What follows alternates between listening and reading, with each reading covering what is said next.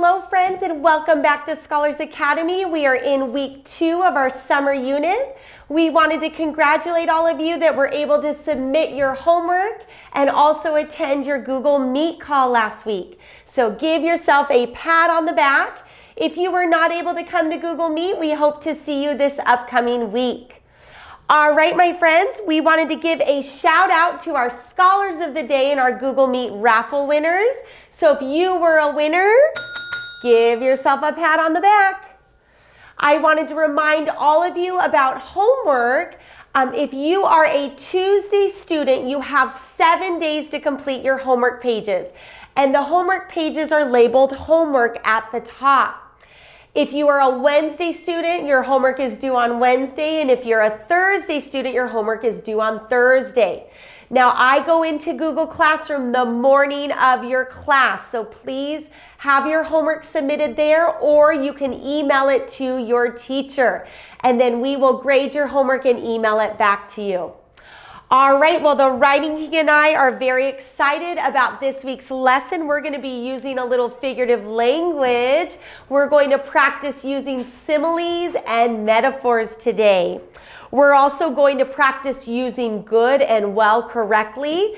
That's a tricky one. I even hear adults making mistakes with those two words. So we're going to learn the rules and know when to use good and when to use well. Last but not least, we're going to talk today about prepositions.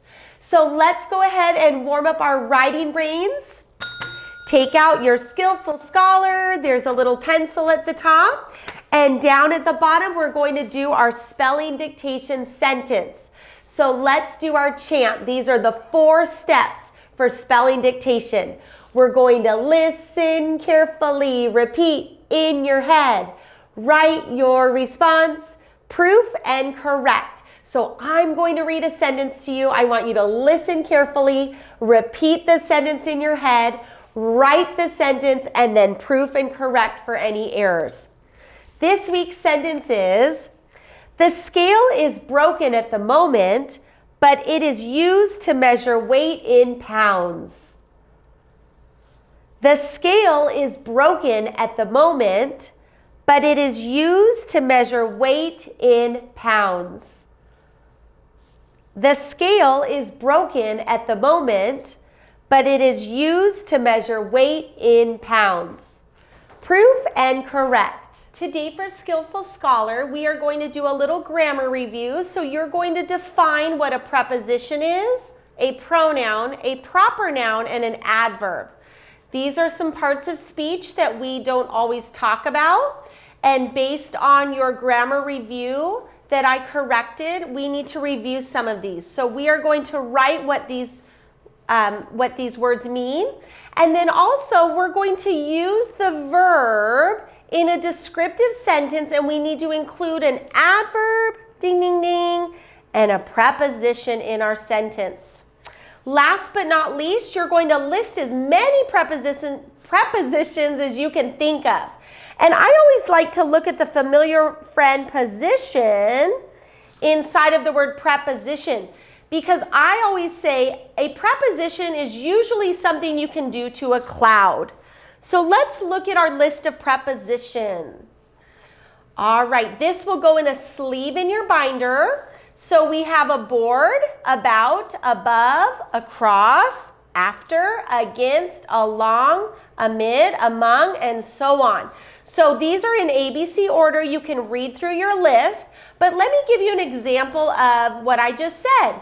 So can you go through a cloud? Yes, you can.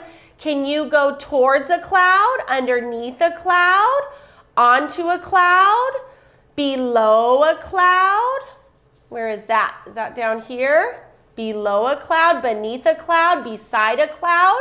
Now, it doesn't work for every preposition, but it'll help you remember some of the main commonly used prepositions. Okay, if you forget how to define what a preposition is, look what it says. Ding, ding, ding. Prepositions describe a relationship between other words in a sentence. So what I would like you to do is press pause and work on your Skillful Scholar. Great work, scholars. I would like you to take out a correcting pen. My pen is green today. And let's look at your definition. So a preposition describes a relationship between other words in a sentence. We copied that from our list here. A pronoun is a word that replaces a noun. So examples of those are he, she, it. A proper noun is a special specific noun. We always need to capitalize those. And an adverb is a word that describes a verb. So we are going to check your sentences at our next Google Meets for dove and searched. Oh, actually, this is not dove. This is dove. See, we're looking at a verb. I apologize. I was thinking of the noun. So we are going to use these verbs, these powerful verbs, in a descriptive sentence, including our adverb and preposition. And then I want you to write the number of prepositions you came up with. So after you list them in the box, count them and write the number. We'll be asking about that at our next Google Meets call. All right, my friends, let's take out our power proofreading. You are going to fold your power proofreading in half. We're only going to be focusing on the top. So what I would like you to do is to read the letter twice and look for those errors. Make sure you're using your editing marks. If you forget what your editing marks are, go ahead and take out your bookmarks, press pause, and work on your power proofreading. Great work, scholars. Please take out a correcting pen and put your pencils to the side. We are going to look at our letter here. So we have Dear Myra. Dear Myra. So the first thing we need to do is we need a capital D for dear and a capital M for Myra, and we need Mrs. comma. Dear Myra. All right, and now what we're going to do is start with a capital T. I'm glad that we indented. Thanks for writing back to me so quickly. I love getting letters in the mail more than getting email. Period, capital I. There's our pronoun I. So we need to make sure we are capitalizing the pronoun I. I don't, we need an apostrophe between the N and the T. No Y, comma, but I, capital I, think it's, we need an apostrophe between the T and the S. It's more exciting to find a real, R-E-A-L, envelope waiting for me. I, capital I, had a good day at school today, period. Remember we talked about fixing run-ons? There's a run-on. We put in a period there. We have been studying. We need to circle that because it's misspelled. We forgot the I. S-T-U-D-Y-I-N-G. We have been studying fractions, comma, and today we had a fraction party. My group had to divide 2 pizzas into equal parts for the whole class, period. We use 16ths. All right, go ahead and count your corrections and put your score. The bottom half is HW. You do not need to send me a picture of the top half, only this half here for homework. All right, my friends, nice work on that. I do need you to take your Skillful Scholar out again because Mrs. Falsanella needs to grade your spelling dictation. So our sentence is, the scale is broken at the moment. So we need a capital T. Scale is S-C-A-L-E. The scale is, and then broken, B-R-O-K-E-N, at the moment, comma, but it is, you know how to spell those, use, U-S-E-D, to measure. It's used to measure, M-E-A-S-U-R-E. There's our familiar friend sure in measure. To measure weight, W-E-I-G-H-T. Now I picked this sentence because I love this word. Remember the rule, I before E except after C or when sounding like A as in neighbor and way. So there it is. It makes that A sound, so it should be EI instead of IE. So if you did not get that right, add that to your spelling chart. And then we have in and then pounds, P-O-U-N-D-S. So any words that you misspelled, please put on your spelling chart. I would now like you, my friends, to focus in on this page here. This is actually in your Google Classroom if you would like to print it and put it in a sleeve, or it's small enough to cut out and put into your journal. So we have good and well. I'm going to focus in a little bit here so it's nice and big. So remember what Mrs. F was telling you. Good is an adjective. When you are describing a noun or pronoun, we use good. Peter received a prize for good behavior. So we're going to say good is an adjective. Now, well is an adverb. Well is an adverb if you are describing a verb. So you behaved well. You behaved well during our visit to the zoo. So behaved is our verb and well is an adverb. Okay? All right, my friends, so let's play a game. I would like you to take out your answer key. So it looks like this. Let me zoom out a little bit. It says good or well. It's out of 24 points, so you'll put your score here. You do not need to send me or if I'm not your teacher, Mr. Larson or Mrs. Hatter, your answer key because we will ask your score at our Google Meets call. So I am going to put up a card and you are going to write either good or well. So for number 1, the first card, you're going to write good or well. So let's take a look. Here is our first card. And I'm going to zoom in so you can see. Okay, nice and big. All right, we have Marcia plays the piano blank. Can you write good or well? I'm going to give you a hint. Plays. So that's our verb. All right, number 2. She is a blank musician. Are we going to use good musician or well? We're describing musician. That is a noun. So she is a what musician? Number 3. This is not a blank day for us to play outside. So we're describing day. Is that a noun or a verb? Noun or verb? Number 4. I do not swim as blank as your brother. So we're describing swimming. Would that be good or well?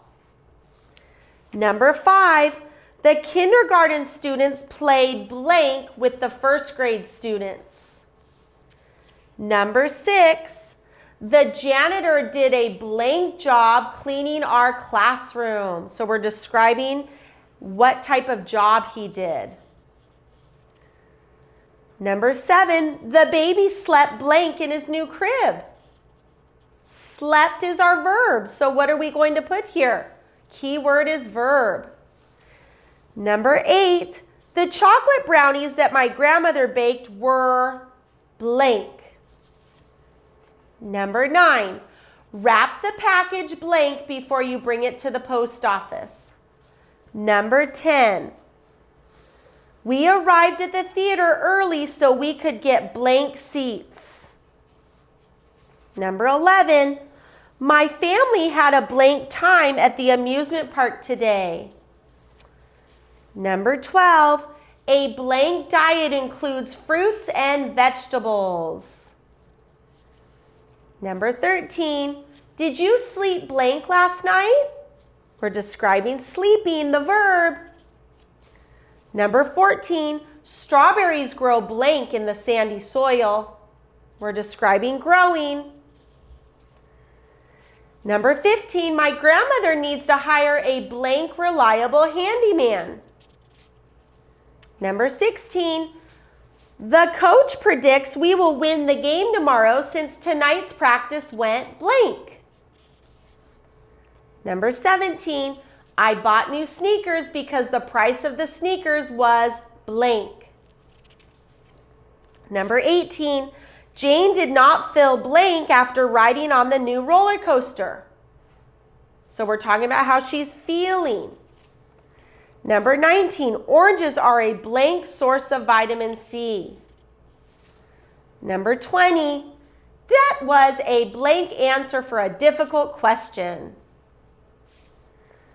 Number 21, can you recommend a bakery that has blank chocolate chip cookies? So we're describing the noun, cookies.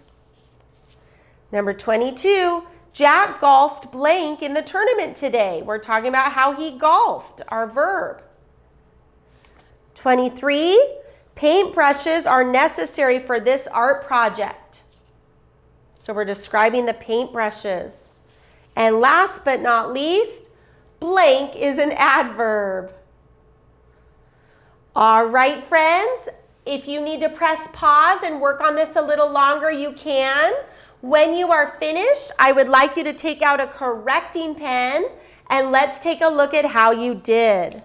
Okay, scholars, let's see how well you did. Number 1, well. Number 2 and 3 are good. 4 and 5 are well. 6 is good. 7 is well. 8 is good. 9 is well. 10, 11, and 12 are good.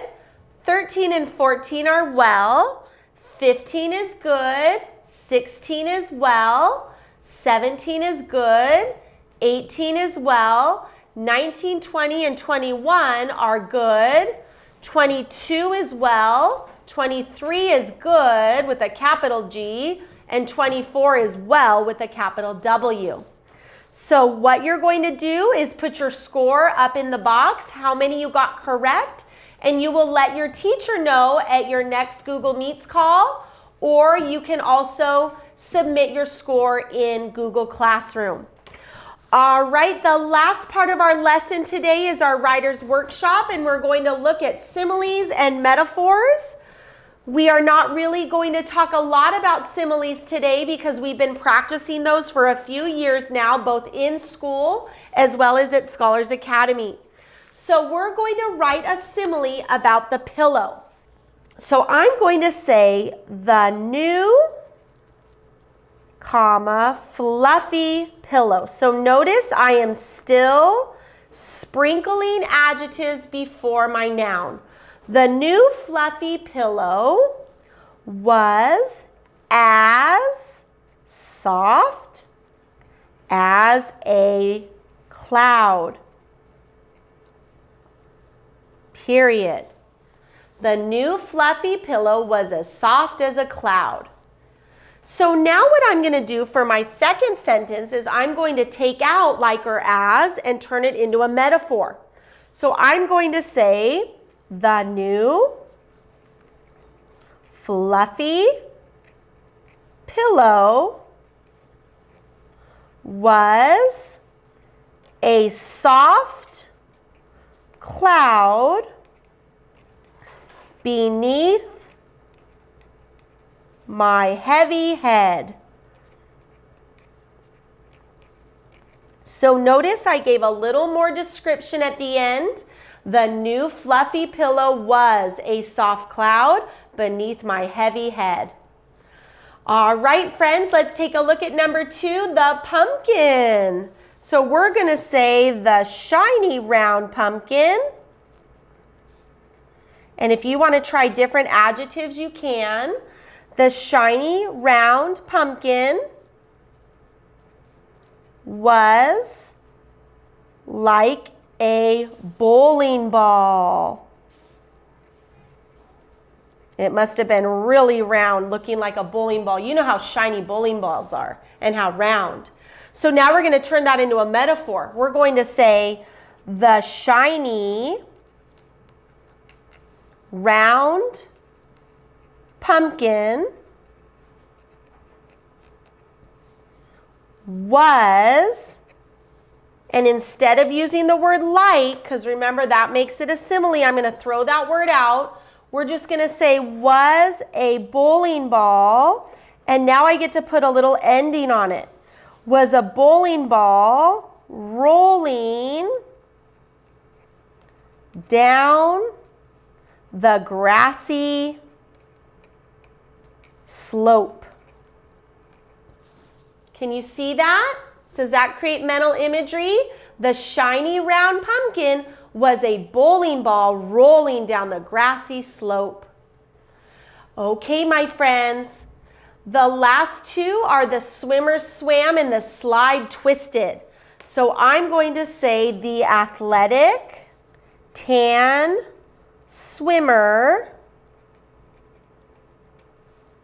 swam like a dolphin. All right, now I'm going to take out like to turn this into a metaphor. So remember, metaphors compare two unlike things, but we do not use like or as. So the athletic tan swimmer swam like a dolphin. So we're going to say the athletic tan swimmer was a dolphin gliding through the deep pool. The athletic tan swimmer was a dolphin gliding through the deep pool. Can you see that swimmer just smoothly swimming through the pool from one side to the other? All right, the last sentence of the day is the slide twisted. So we're going to say the giant red slide, and again you can choose your own adjectives, twisted like a cobra, like a cobra snake. All right, let's turn that into a metaphor, my friends. We're going to take out the word like. We're going to say the giant red slide was a cobra twisting along the playground. The giant red slide was a cobra twisting along the playground, and that should paint a mental picture in the reader's mind. So remember what I said, if you would like your writing to sound super advanced, make sure you are adding those metaphors. All right, my friends, let's look at our homework this week. For homework this week, we have the bottom half of our power proofreading page. We're going to practice using good and well correctly. We have our similes and metaphors page. I would like you to review and read your preposition handout. And for those of you that would like some extra practice, we have our extra credit summer journal prompts inside of our Google Classroom. You may complete one prompt a week and make sure you're taking that prompt through the 5 stages of the writing process. Great job today, my friends. We look forward to seeing you at our next Google Meet.